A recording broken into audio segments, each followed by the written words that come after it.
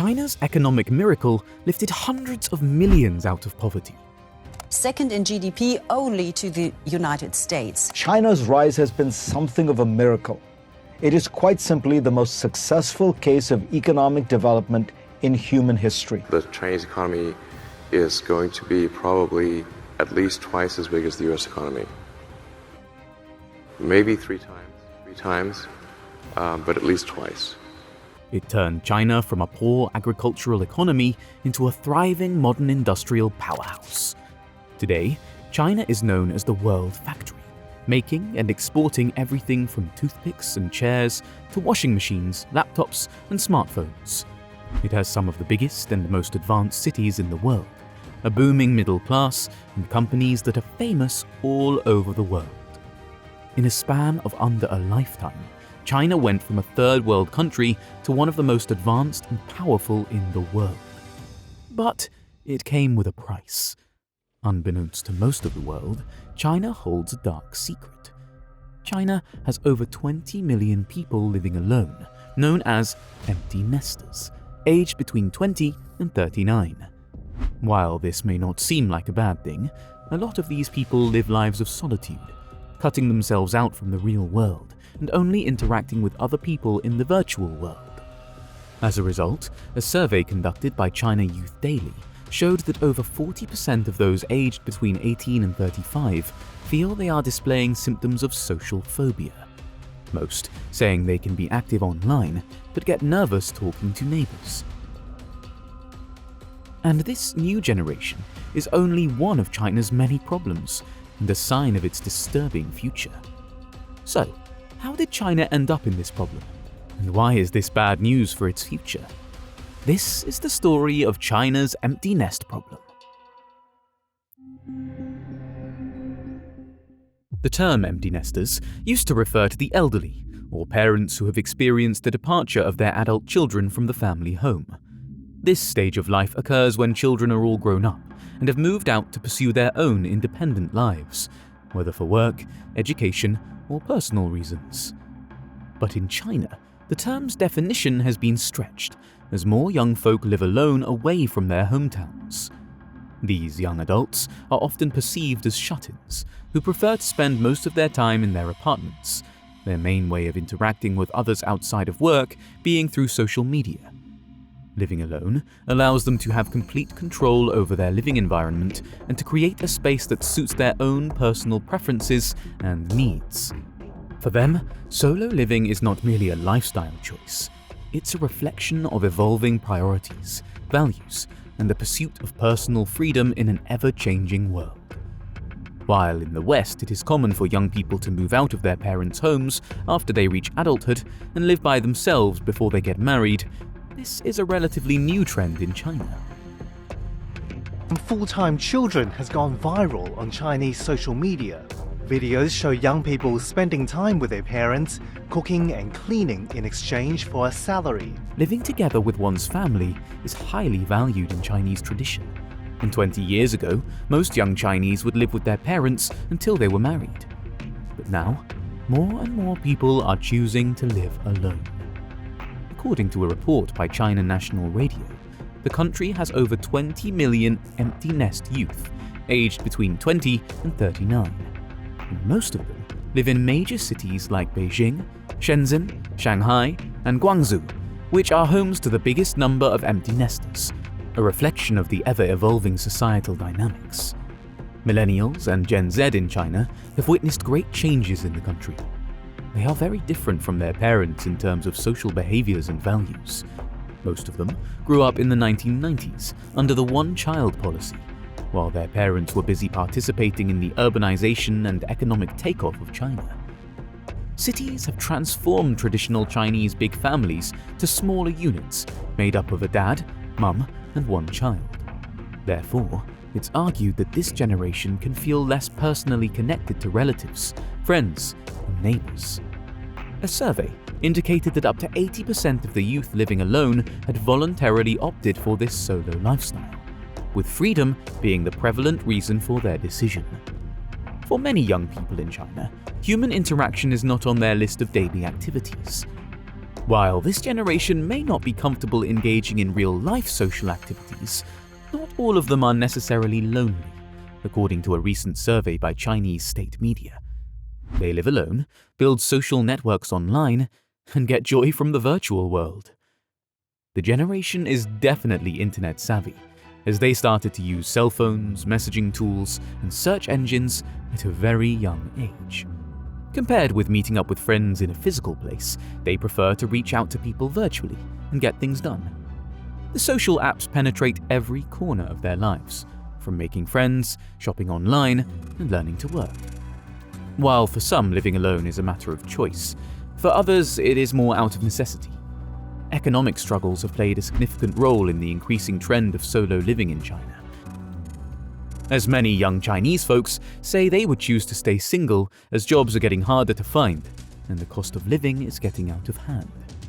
The competitive nature of the job market and the pursuit of career opportunities in these urban centers have led many young professionals to prioritize their careers over starting families. The high property prices, along with the financial burden of supporting aging parents and grandparents, have also made it difficult for individuals to establish their own households. Either by choice or not, living alone comes with a lot of responsibilities, choices, and of course, plenty of alone time. The feeling of freedom and independence in the beginning can be invigorating, but as time goes by, reality begins to set in. Living alone is not all it seems to be, which makes people question whether or not this sort of lifestyle is worth it. Much like any other part of the world, solo living in China has brought forth a myriad of benefits and opportunities. For one, the booming number of people living alone has boosted what is now referred to as the single economy. More restaurants today create services targeting single customers, but it doesn't end with the catering industry. More and more shopping malls are setting up karaoke booths just big enough to accommodate 1 or 2 persons.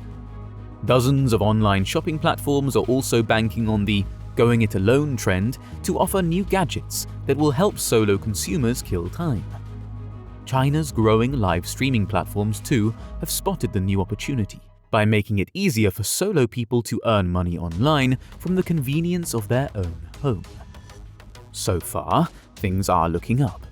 But despite the benefits, experts are concerned about the other impacts this lifestyle is having on the economy. Amongst them is the loss of human interaction, owing largely to the convenience brought by technology. This demonstrates that people are possibly living in their own bubbles, using social media to keep the unceasing connection with the real world. Some of the young people use the connection to cure themselves, as real-world in-person social life sometimes can't lead to open conversation and quality communications.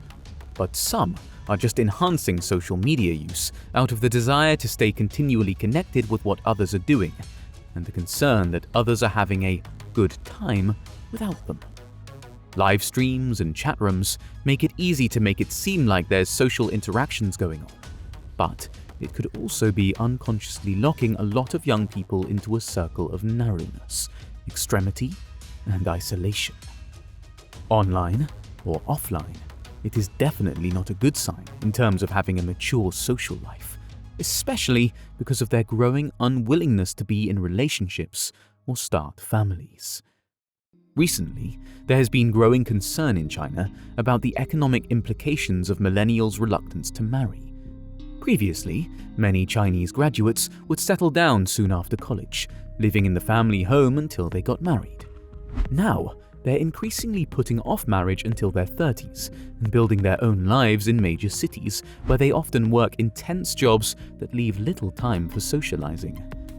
As data shows, the average marriage age in some Chinese provinces in 2022 reached 30, as opposed to an average age of 24 in 2010.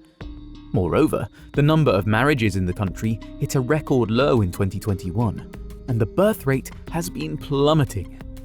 Last year, China saw its first population decline in 6 decades, a concern for an aging country that needs a young workforce to maintain economic growth, pensions, and healthcare systems. Thus, the fact that a plurality of Gen Z is looking to stay single, at least for now, might become a problem. Even if they do decide to get married, they prefer not to have children, and the reason is that they are worried about the rising cost of education and the fact that they will be a burden to their lives at some point. In the wake of the situation, the Chinese government has for years introduced policies to encourage marriage and having children. The authorities have launched a swathe of pro-marriage policies, including the introduction of mandatory cool-off periods for couples seeking a divorce, which aims to keep families together. Another concern that has surfaced is the safety of these young empty nesters. In case of health emergencies or accidents, solo dwellers may face challenges in receiving timely assistance, especially if they live alone in remote areas or without immediate access to medical facilities. Stories have come up of individuals being trapped in their own homes for hours before getting help, which highlights the safety risks involved in living alone. Even with all these potentially severe impacts of living alone, there's a side to it all that goes beyond choice or preference. It is one thing to live alone due to economic pressures, but it's reached a point where people are tired of fighting a system that only favors a minority. Fed up with the culture of overworking, skyrocketing living costs, and housing prices that are through the roof, many Chinese youth are lying flat to express their frustration with the lack of upward social mobility. Lying flat includes opting out of getting married, having children, purchasing a home or car, and joining the corporate money-making machine. In modern China, where one is expected to own a home, get married, and buy a car before 30, these youth say they're perfectly content with renting apartments and ignoring society's prescribed life goals. This movement has met staunch resistance from the Chinese leadership since its inception, which regards its lay-down attitude as a threat to China's ambitious economic developments. Instead of viewing it as a threat, the youth are trying to make the government see it as a call for action, putting in place policies and initiatives that provide a favorable job market, affordable housing, and family support policies that can help mitigate some of the negative aspects of solo living, as they create an environment that encourages young adults to consider more traditional living arrangements. While the emergence of young empty nesters in China allows young adults to pursue individual goals and independence, it raises questions about family structures and social support systems. That being the case, it's still reflective of changing dynamics and presents opportunities for growth and adaptation.